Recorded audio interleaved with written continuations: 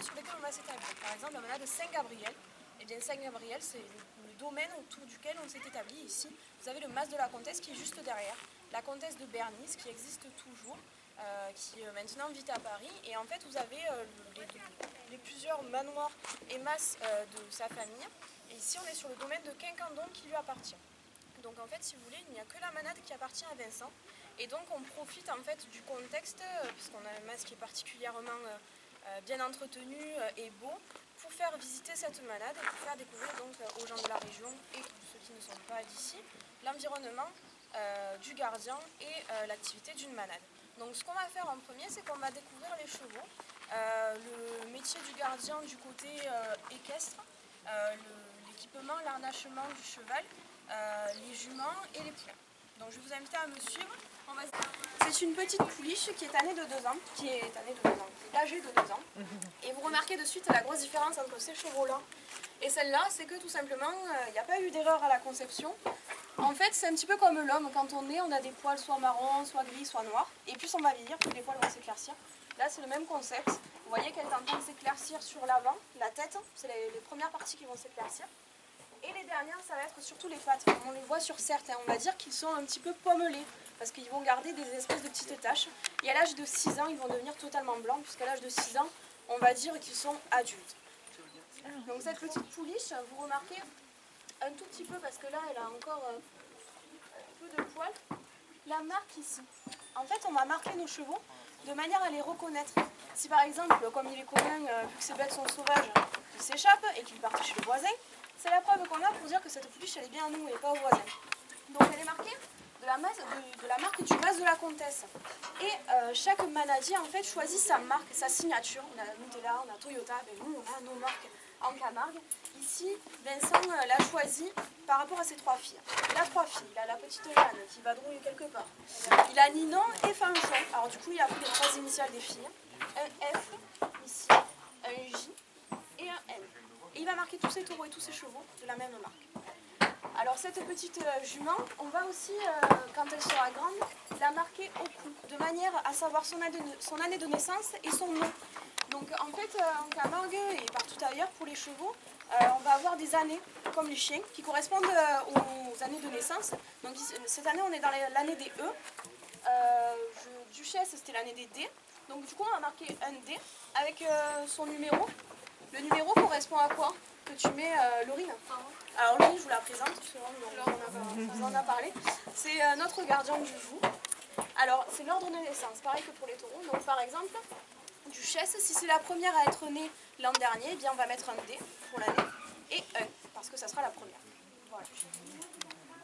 Donc si vous voulez... Alors voilà, vous pouvez voir, c'est un A, donc elle a 4 ans. Alors vous pouvez voir qu'elle n'est pas encore toute blanche, les Camargues sont blancs, mais bon, tout commence à être marron, puis après ils s'éclaircissent avec le temps. Donc là vous pouvez voir, elle a encore un peu de gris. Et après à l'âge adulte, ils sont tout blancs, vers l'âge de 7 ans. Donc voilà, je vous ai déjà parlé des marques. Donc alors le cheval Camargue, il est assez court de rein. Vous pouvez voir que, comme on dit chez nous, il n'est pas long comme un train. Ça permet de faire des crochets. Alors les crochets, c'est les petits mouvements secs qu'ils font sur leur postérieur. Alors ces mouvements, ils permettent d'anticiper les mouvements de la bête lors du tri. Donc c'est pour ça qu'on prend des chevaux de race Camargue. Donc voilà, maintenant je vais vous montrer l'arnachement. Alors juste pour la petite parenthèse, par exemple, Attila, on ne va pas avoir tous nos chevaux qui seront marqués de nos marques parce qu'on a 90% de bénévoles ici. Les manades marchent comme ça. 90% des personnes qui sont ici sont des bénévoles. Et après, on va avoir 10% de salariés. Donc forcément, on a nos gardiens qui viennent avec leurs chevaux. Donc, ou bien on peut acheter des chevaux à certains éleveurs parce qu'ils ont des qualités que nos chevaux n'ont pas. Donc ici, Attila, il est marqué de la marque de Listel. Listel, c'est le grand domaine viticole qui est très connu et qui ont aussi leur manade. Donc voilà. Et alors on le reconnaît parce que c'est 2 L inversés. Et c'est le petit Attila. Alors on va attendre parce que Laurine est partie chercher la selle, donc la selle Camargue, elle va vous montrer comment on va sceller, comment on va brider, quelle est l'utilité de cette selle, pourquoi on choisit ces selles et pas des selles classiques pour la monte Camargue. Vous allez voir que c'est très technique, c'est très sportif, parce que malheureusement c'est un métier dangereux. C'est un métier passionnant, mais c'est un métier dangereux. Et de ce fait, on est obligé de s'équiper avec un équipement bien précis, de manière à ce que autant le cheval que le cavalier soit protégé. Parce que ici, c'est pas l'homme qui passe en premier, c'est surtout les bêtes. Vous allez voir qu'on a une grande passion pour ces animaux-là et puis pour tout le contexte, parce qu'on a quand même un beau bureau, je trouve. Donc on est assez privilégié de ce côté-là. Encore mieux parce que au moins ça illustrera concrètement, donc voilà, c'est pour ça que ça risque d'être un petit peu chamboulé. Mais c'est pas grave, il faut les remplir. Tout simplement, soit ils prenaient de la paille, soit ils remplissaient en crin. Parce que le crin du cheval est souvent utilisé ici. Alors des fois pour les cordes, tout simplement, parce que c'est un fil au final qui est très rigide. On peut coudre même des fois avec le crin de cheval, donc c'est très rigide. Allez.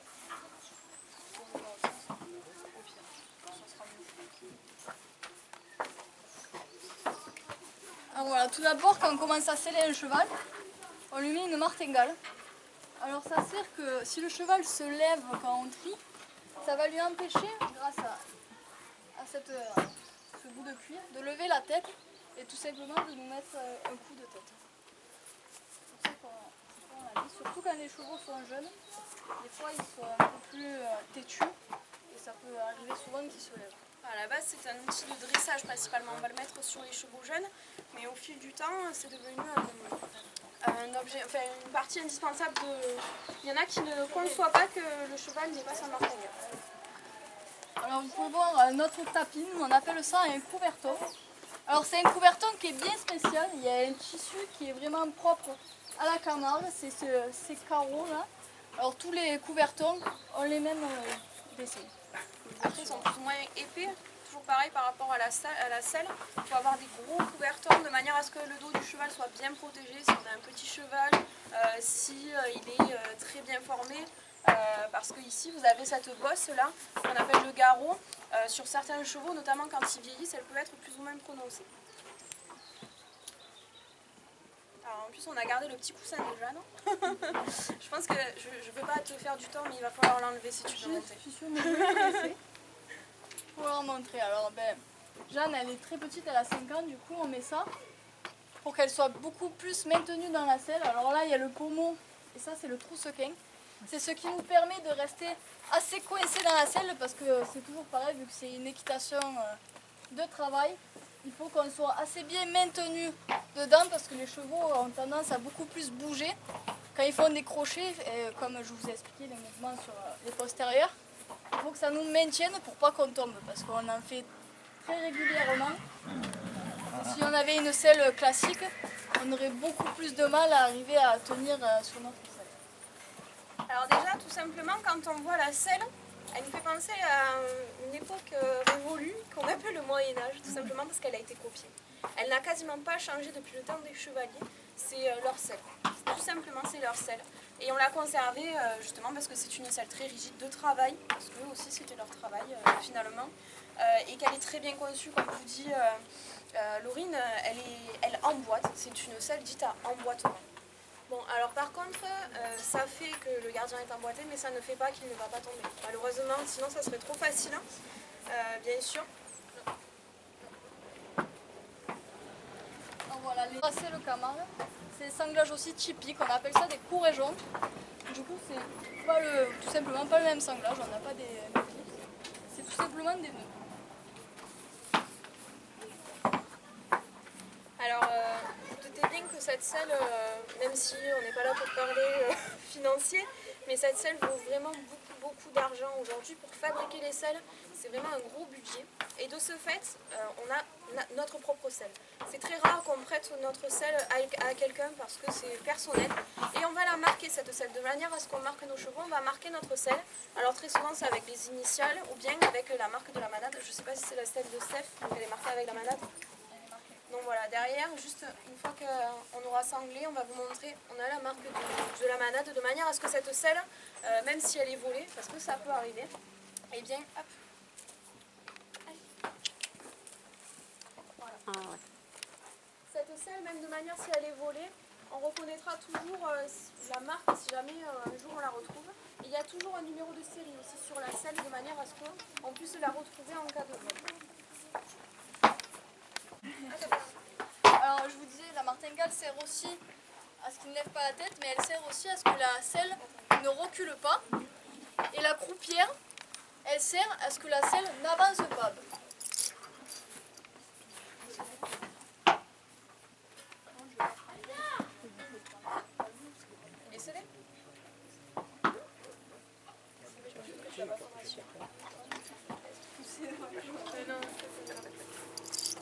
Donc en fait, Attila, c'est un cheval jeune. Ce cheval, on va le monter en 4 rênes. On vous montrera tout à l'heure le concept. En fait, les chevaux, on va commencer à les manipuler, avant de les monter, les manipuler à l'âge de 3 ans. Jusqu'à 3 ans, ils vont être dans le marais, où j'ai ici, comme Duchesse, ou comme le petit poulet qui est juste derrière. Et on va les laisser avec un cheval vieux, de manière à ce que ce cheval vieux, il les éduque, il leur apprenne la vie, se gérer sans leur maman, auquel on les a enlevés l'année d'avant. Et en fait, ces chevaux jeunes, à l'âge de 3 ans, on va commencer donc à les longer, à les manipuler. Et une fois qu'on va leur monter sur le dos, on va leur mettre ce qu'on appelle un cabeçon. En fait, le cabeçon, souvent quand on voit ça, juste ici, on dit ça me fait penser à une chaîne de vélo. Mais en fait, le concept, c'est simplement qu'on va mettre ce cabeçon ici, de manière à ce que le cheval apprenne où est la gauche de la droite. On va monter en 4 rênes parce qu'en fait, on va faire passer un mort dans la bouche du cheval. Et ce mort, il va nous servir à freiner simplement. Sauf que le cheval, il ne sait pas où est gauche, où est droite. Et en fait, sur ce cabeçon, on a des petits anneaux, juste là, qui vont nous permettre, donc celui-là, il est un peu cassé, mais on va mettre une reine là, une reine ici, de manière à ce que lorsqu'on veut tourner, eh bien, on va tirer ici ou là. Et c'est comme ça que le cheval va apprendre au fur et à mesure comment tourner. Et une fois qu'il aura bien compris, eh bien, on pourra enlever ces rênes et garder que les rênes d'appui. On se sert aussi de ça pour pas que ça leur abîme la bouche. Parce que plus ils vieillissent, plus leurs lèvres s'épaississent. Et si on entame la bouche, quand ils arriveront à l'âge de 13-15 ans, ils commenceront à plus avoir de bouche et quand le cheval partira au galop, on n'aura plus aucun moyen de l'arrêter. Donc c'est très dangereux. C'est pour ça qu'on essaye de garder ça jusqu'à peu près qu'ils aient 6 ans, environ 6 ans. Parce que vu que dans le travail du bétail, on est pas mal sur la bouche du cheval parce qu'on lui demande plus de mouvement que quand on est dans une carrière, c'est aussi pour ça qu'on le garde assez longtemps.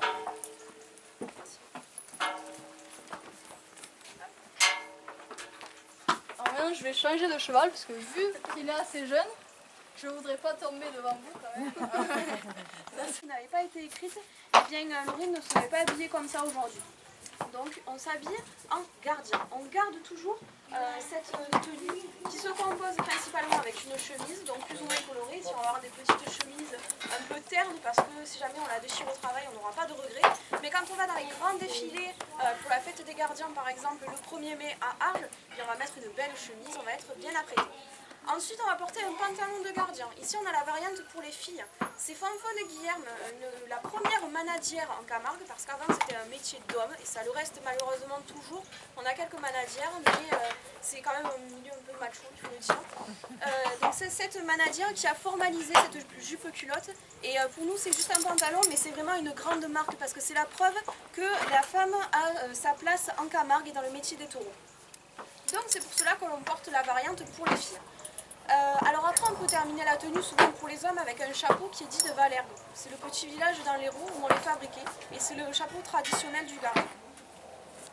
Alors ensuite aussi donc en bas on va porter des gouttes de manière à être un peu sécurisé. Et Laurine va vous expliquer les éperons aussi. Alors, comme dirait mon collègue, c'est les accélérateurs de particules.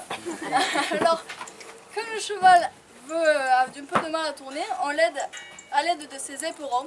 Ça le permet de bouger plus facilement et par exemple si une bête nous attaque, parce que des fois quand les bêtes n'ont pas vu beaucoup les chevaux, elles peuvent nous foncer dessus.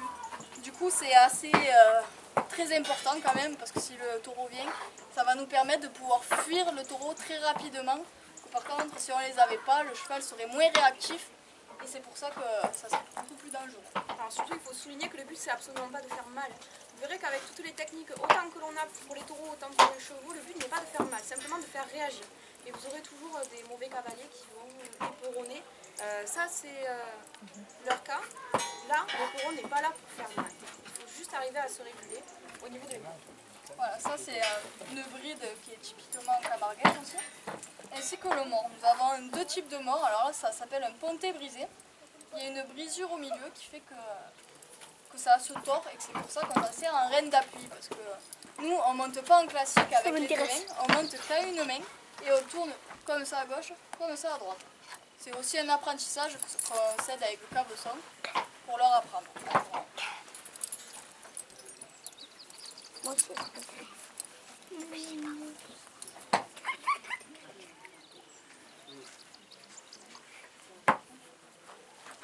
Les femmes n'ont pas de chapeau.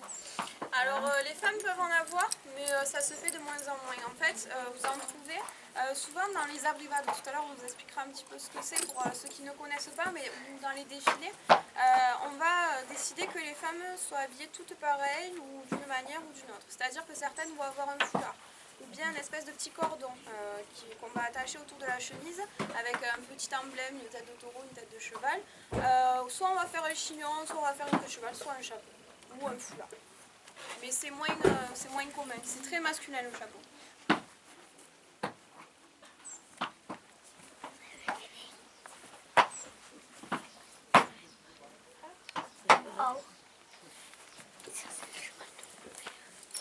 Alors il faut savoir que ces chevaux, souvent on nous pose la question, est-ce que c'est des chevaux que tout le monde peut monter?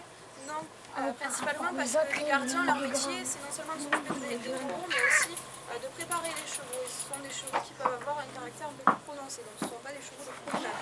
N'importe qui ne peut pas y monter. Aussi sur les chevaux jeunes, par exemple Attila, même le Lourine qui monte à cheval ne se sent pas d'y monter. Voilà, ce ne sont pas des chevaux qu'on peut monter comme ça sans savoir monter à cheval.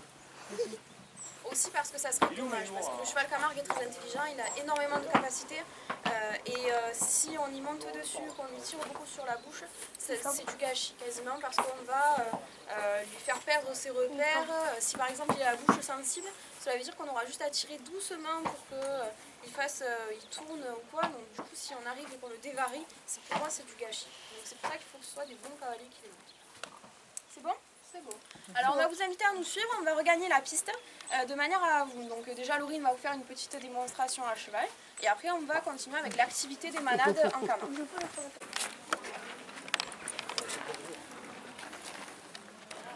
Je t'en prie.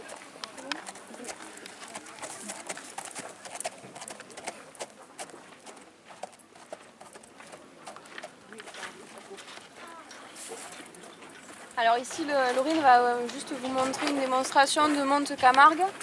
Donc juste repérer bien qu'on monte à une main aux 3 allures. Voilà.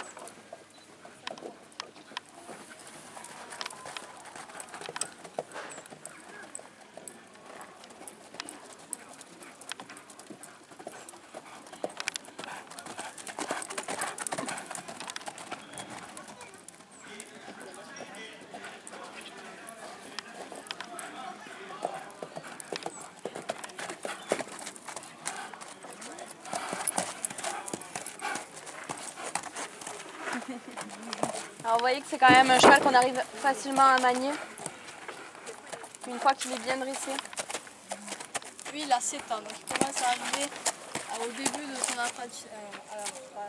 apprentissage, mais il est quand même beaucoup plus avancé que par exemple le cheval de tout à l'heure.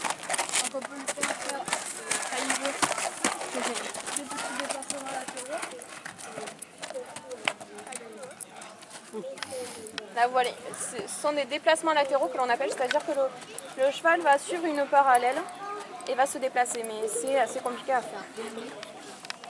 Alors ces déplacements on s'en sert surtout déjà quand on trie pour essayer de décanter la bête. Mais aussi on s'en sert aussi beaucoup pour les portails, c'est pour ça qu'on leur apprend à se rouler contre les barrières comme ça.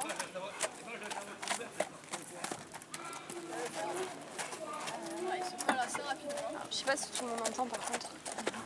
Alors les déplacements latéraux, je ne sais pas si vous avez entendu, on s'en sert pour coller les barrières, les palissades quand on ouvre les portails, surtout, et aussi pour quand on trie.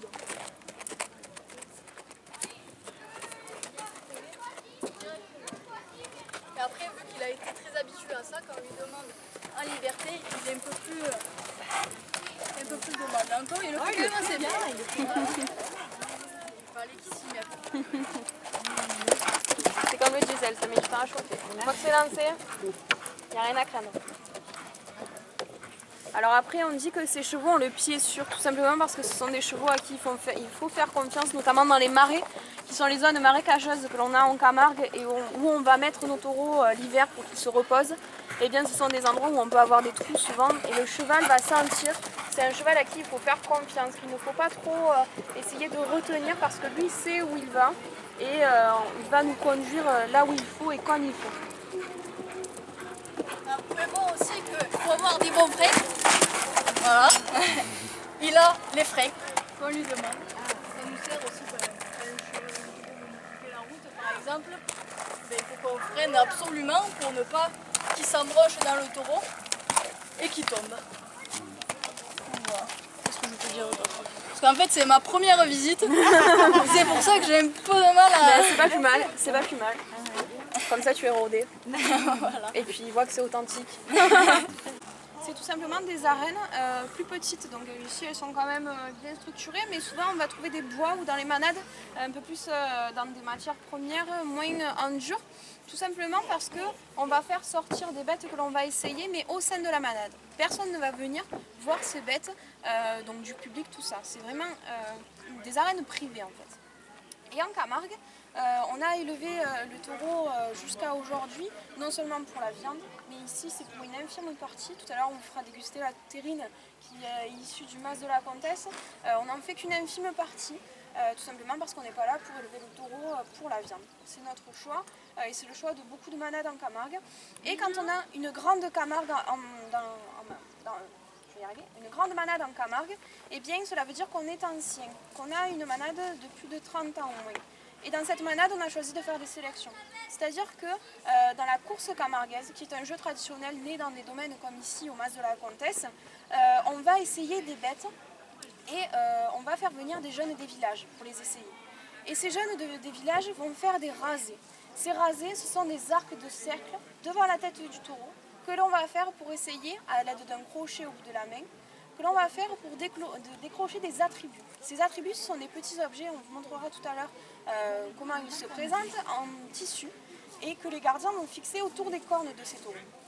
Et donc ces jeunes raseteurs, comme on appelle le sportif, autant au foot on a les footballeurs, si on a des raseteurs, eh bien ils vont essayer de décrocher ces attributs. Alors avant c'était simplement pour le plaisir du manadier qui faisait ça, aujourd'hui c'est pour de l'argent. Et ici on va simplement faire des courses d'entraînement avec des raseteurs peu expérimentés. Aujourd'hui c'est institutionnalisé la course camarguaise parce qu'on a une fédération de la course camarguaise, on a des licenciés, on a un règlement. C'est un sport à part entière, qui est dangereux certes, qui est très typique, mais c'est un sport. Et donc on a, comme des clubs de foot, on a des écoles communes qui vont nous apprendre à raseter avec des anciens raseteurs à la retraite qui vont nous courir après avec un objet un petit peu particulier, je vous montrerai tout à l'heure à la sortie, une espèce de brouette sur laquelle on va fixer un frontal de taureau. Alors c'est très très pittoresque, mais ça fait ses effets. Et c'est très bien comme ça déjà. C'est le premier taureau que l'on va affronter, vous allez voir qu'il ne fait pas du tout peur. Et un raseteur va nous courir après pour nous apprendre à poser la main, c'est-à-dire à faire le rasé avec notre crochet, déjà à poser la main. La deuxième chose que l'on va nous apprendre, c'est à passer sous les barrières, parce que ça peut nous sauver la vie. Si on arrive à la planche et que le taureau est vraiment juste derrière nous, qu'on n'a pas le temps de sauter, ça peut nous sauver la vie. C'est la deuxième chose que l'on va apprendre, ça fait mal, mais au moins on le sait. La troisième, c'est de sauter ces planches. Alors c'est pour ça que tout à l'heure j'ai demandé à Jean-Baptiste de rester avec nous et c'est pour ça qu'il s'est très vite échappé. Tout simplement parce que, bon, non seulement il est un peu sur pattes, mais ça ne faut pas lui dire, et en plus c'est très compliqué à sauter. C'est pour cela que nos raseteurs sont très sportifs. En fait, pour sauter ces planches, c'est très technique. Il va d'abord falloir mettre, alors je ne vais pas vous l'illustrer, voilà. Il va déjà falloir mettre un pied sur ce marchepied, comme on l'appelle, et mettre le deuxième pied ici. Alors si j'ai des sportifs, faites-vous plaisir. De bétail, chaque malade a sa propre marque qui va appliquer sur la cuisse arrière gauche de son taureau, donc à l'âge de 1 an. Ensuite, en haut, à gauche de la cuisse, on va faire le numéro d'année de naissance. Donc cette année, on est en 2014. Le nouveau qu'on va descendre, on est en 2014, donc on va y faire le numéro 4. Et ensuite, sur les côtes, on va leur faire le numéro d'ordre de sortie. Donc, nous avons eu qu'une naissance en 2014 parce que nous sommes installés depuis 5 ans, c'est la première naissance que nous avons au sein de la malade. Donc on va y faire le numéro 01. Alors je ne vais pas vous mentir, je ne vais pas vous dire que la bête ne sent rien. Cela dit, c'est incomparable à notre sensibilité, le cuir fait un bon sentiment. Quoi qu'il en soit, ça fait partie de nos traditions. Tout que vous soyez, les traditions, on les perpétue, on les respecte. On est tous d'accord avec ça? Tout à fait. La tradition veut que normalement le maladie invite ses amis pour venir l'aider à faire la ferrade, donc le fameux marquage. Donc aujourd'hui vous êtes mes amis, donc pour les plus courageux, si vous voulez venir nous aider à attraper le taureau de l'an, c'est avec grand plaisir. Ouais, je suis un peu détaché, là. Je peux pas y aller. On a 4 sous derrière.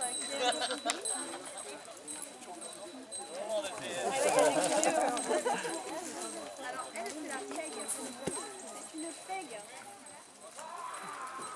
Une peg, mais elle est brave. Ils sont paquets, hein. Ouais. On va tout boucler le point, tu vas voir. Alors oui, c'est barbelé de manière à voir.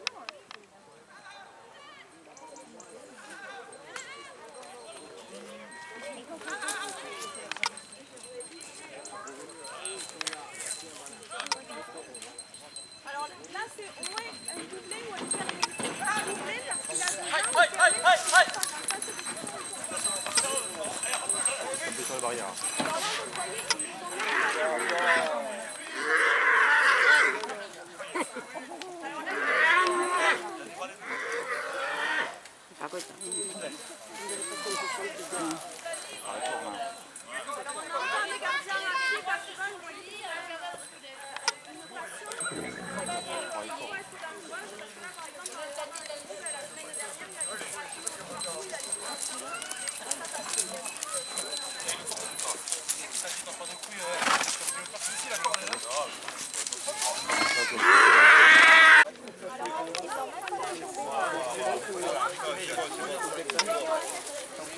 La pauvre de l'autre côté.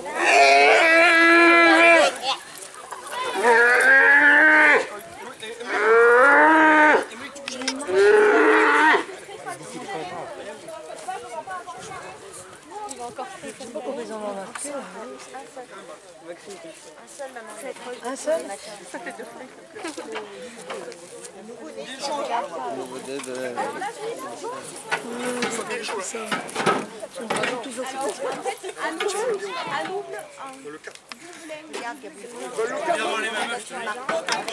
C'est pas un anou, ça?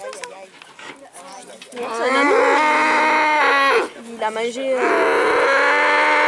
Il a bien mangé. C'est un anou bleu. Faut pas qu'ils le fassent sur la fesse du mec, hein, parce que... Je pense qu'il le fait ça.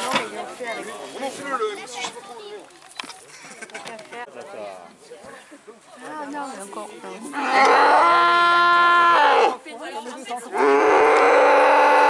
Ça, il y en avait 8 par jour. Ouais, c'est ce que Cathy m'avait dit, ouais. Et dans la semaine, il devait y avoir des gros spectacles, Donc comme on rentre en train d'hiver, on va y faire le vermifuge. Allez, laisse-moi ça. On a l'activité la semaine, hein. Voilà, et maintenant on va le relâcher. Cacahuète, tu vas. Cacahuète, quel est Steph? Moi,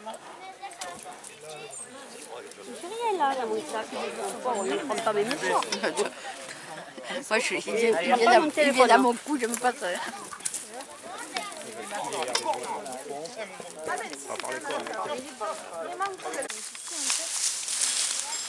Les gardiens vont commencer par signer un symbole. Symbole en bateau, c'est un signifie symbole. Ils sont signés un petit peu comme les signes des bergers. Ils vont aider à rassembler le troupeau, à guider le troupeau. Et on les reconnaît parce qu'en fait, ils ont une cloche autour du cou. Donc ces taureaux sont quand même sauvages, mais ils répondent un peu plus aux ordres des gardiens. Ils sont un peu plus sensibles. Et certains, quand ils sont bien formés, en fait, ils peuvent être appelés à la voix, ils vont normalement vers le gardien. Il le respectera et deviendra donc un symbole. C'est comme celle-là. D'accord. Alors on va trier d'abord un ciment tout simplement parce que les taureaux, ça marche.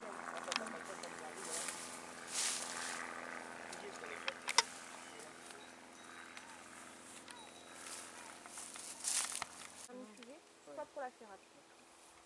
C'est pour le travail en fait qu'on les trie.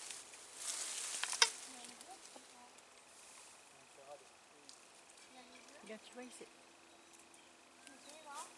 Ça avance à 2 chevaux. Alors si vous voulez vous décaler un tout petit peu de manière à voir un peu mieux là-bas ce qui se passe. Donc, on va être un peu arrêté par les arbres.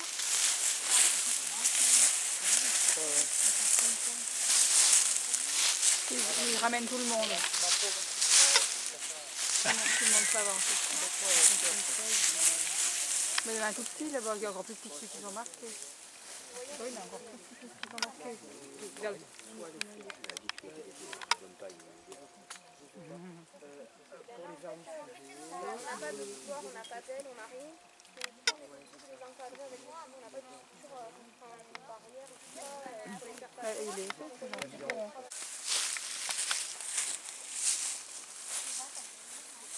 Alors ces taureaux en fait, pour la plupart hier étaient au marais. Ça fait du bruit. Ça fait du bruit, c'est ça? Mais je sais pas, tu me regardes. Ah bon, ça va. Je me sens sérieux. En fait, pour la plupart ces taureaux hier ils étaient au marais. En fait, le marais c'est l'étendue marécageuse et humide que l'on va avoir pour chaque manade. Et ça va être un petit peu le lieu de villégiature pour ces taureaux. On va les laisser se reposer là-bas, ils vont se renforcer, se nourrir d'eux-mêmes. Donc ils vont avoir beaucoup plus de force dans ce marais. Donc c'est pour qu'ils se revigorent un petit peu. Et ce marais, en fait, voilà, on peut le partager avec plusieurs manadiers. Nous, le nôtre, il est sur la route des Saintes, en fait, juste à la sortie d'Aiguemont. C'est là, en fait, qu'ils vont aussi reprendre du caractère, parce que quand on va les laisser plusieurs mois dans le marais, lorsqu'on va devoir aller travailler avec des chevaux, ils vont venir du tout aux chevaux et vont se sentir très, très puissants. Donc voilà, c'est l'avantage et l'inconvénient, parce que ça reste au moins une race sauvage. Alors vous voyez justement, il y a Jean-Baptiste juste devant nous tout à l'heure quand on vous parlait des rennes de cabousson. Vous voyez qu'il monte en 4 rennes. Les rennes en corde, ce sont les rennes pour diriger le cheval qui vont être reliées au cabousson devant. C'est l'espèce de chaîne de vélo. Et après il va freiner sur le cheval avec ses rennes d'appui.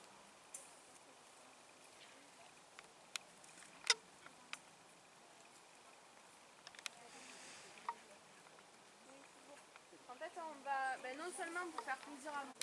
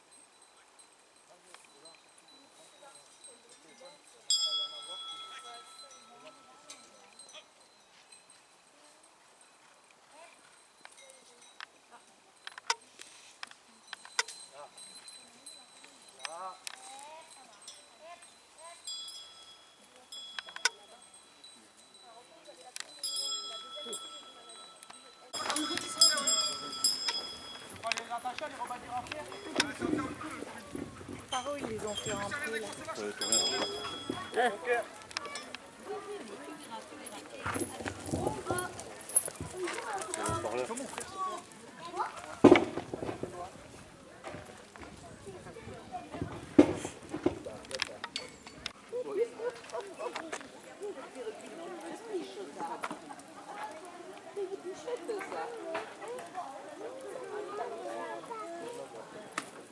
Non, mais finis d'abord celui que tu as. Quand les yeux plus gros que le ventre, tu vas plus dire finis celui-là d'abord que tu as, quand tu donnerais l'autre.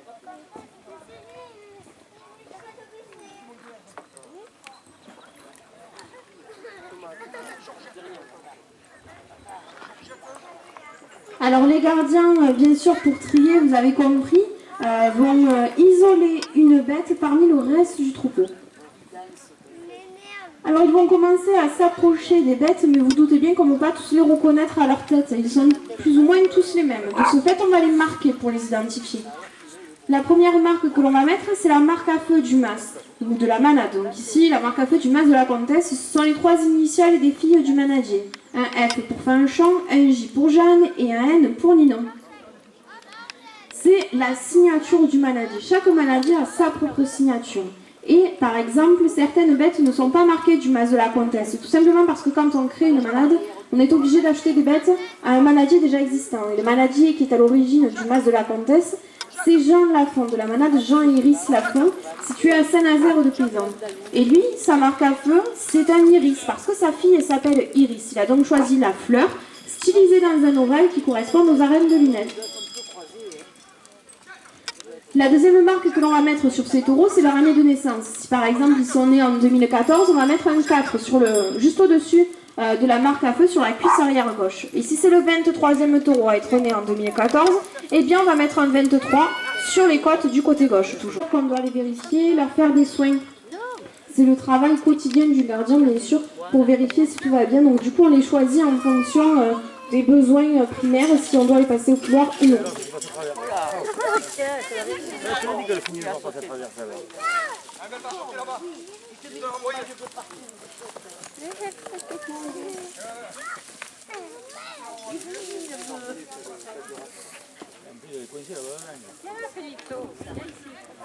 Alors vous remarquez que toutes les bêtes sont en train de bouger beaucoup. Dès qu'on essaye de les approcher, elles regagnent le reste du troupeau. Tout simplement parce que le taureau Camargue est sauvage.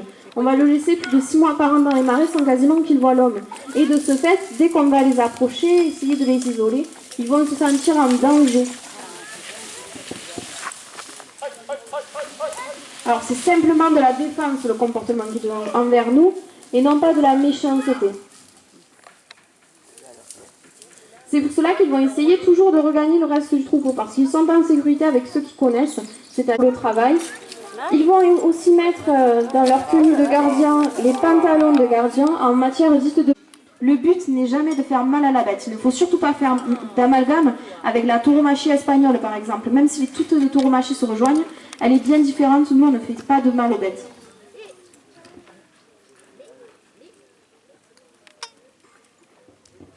Alors vous remarquez que pour trier, les gardiens s'approchent des bêtes et vont montrer à leurs chevaux quelles bêtes ils veulent sélectionner. Et à partir de ce moment-là, le cheval va autant travailler que le gardien, puisqu'il est intelligent, il va savoir quelle bête il veut sélectionner. Alors celle-là, elle a été assez facile à trier, mais lorsqu'une bête essaye tout le temps d'échapper au gardien, eh bien on va ordonner à notre...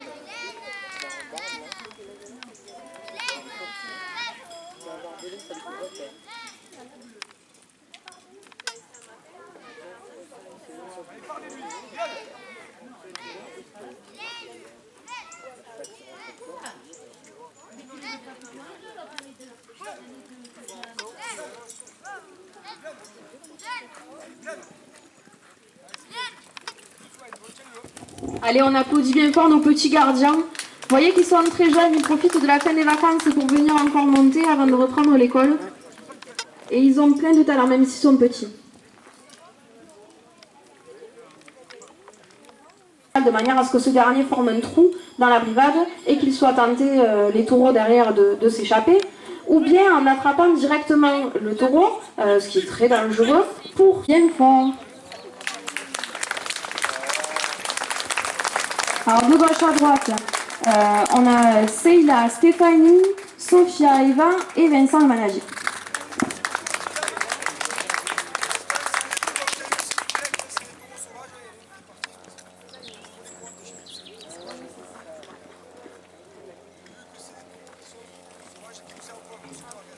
Merci beaucoup.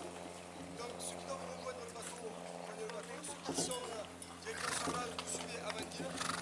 Comment on dit chez nous?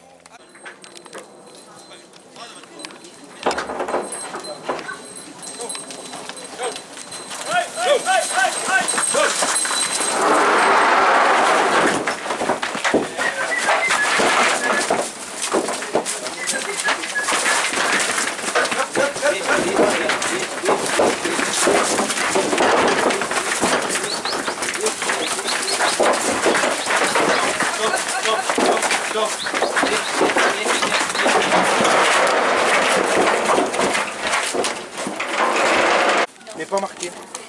marqué, pas de numéro. Tu marques vermifugé, vermifugé. Après, c'est ça, la bouche. Tu fais absolument les premières. On te dit le numéro, tu le marques. Tu amorces ça. On te dit le numéro, tu le marques.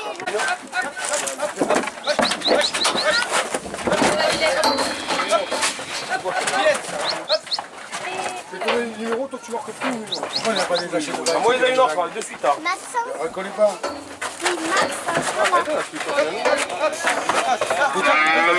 Écoute-moi, décache ça avec cadenas, c'est un gel là. Oui. C'est pareil, voilà. Elle a dit que je monte. D'accord, détache ça avec cadenas. Détache ça avec cadenas. C'est bon. Allez, ferme. Vas-y. On met la vélin avec toi.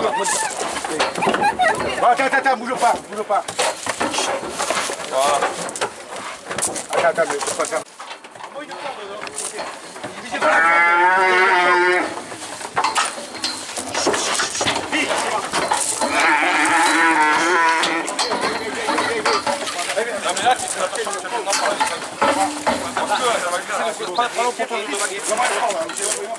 Là, ça va glisser. 55.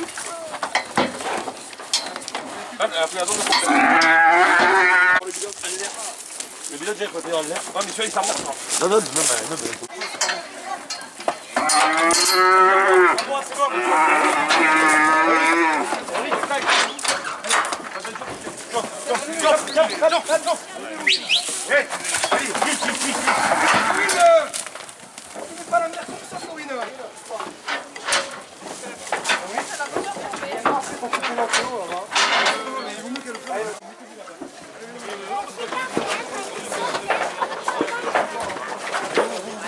T'as-moi tout? T'as-moi non, pas tout, t'as-moi 4. Il y en a 5. Il y en a 5.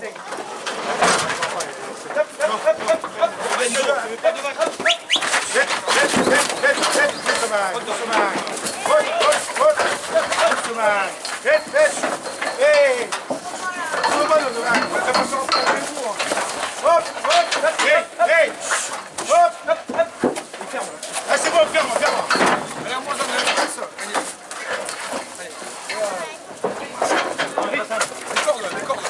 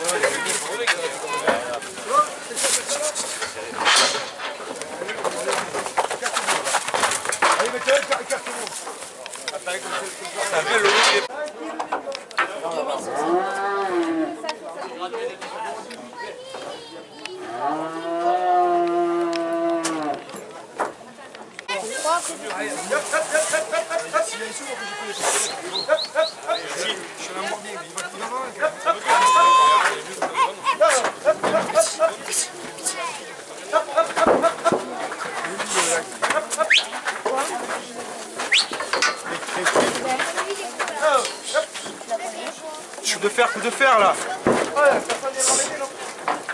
Pas de fer. Elodie.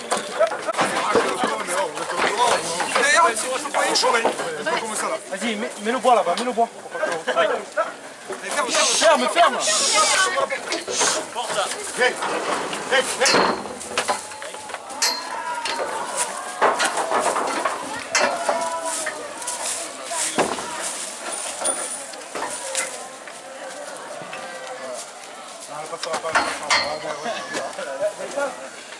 Vous avez ramené ces il fallait garder pour le spectacle. Mais où c'était sinon? Ouais, mais il fallait chercher tout. Le spectacle, c'est sûr. Donne-moi ça, je ne vois pas. Regardez. Un petit peu montré. Qu'est-ce que tu dis là? Bon, bah, comme ça, on ramènera. Mais il a coûté quand même. Il va tes parents qui vont payer.